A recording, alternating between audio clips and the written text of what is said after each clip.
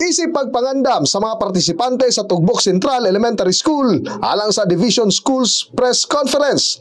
Usa ka radio broadcasting workshop ang gipangunahan sa pipila ka mga personalidad sa 93.1 Brigada News FM Davao ang gipahigayon. Ang maong mga estudyante mo compete sa Filipino o English radio broadcasting o mobile journalism. Dinhi gitudlo sa mga partisipante ang mga basic sa radio script o broadcasting.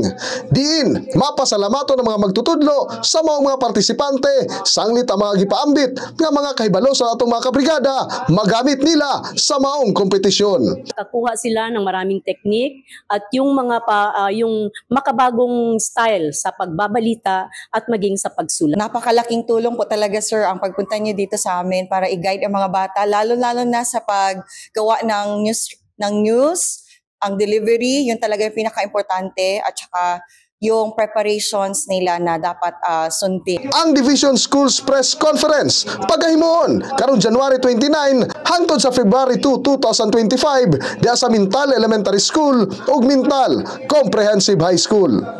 In the heart of changing lives, ako si Brigada Julius Pacot alang sa 93.1 Brigada News FM Davao, the Music and News Authority.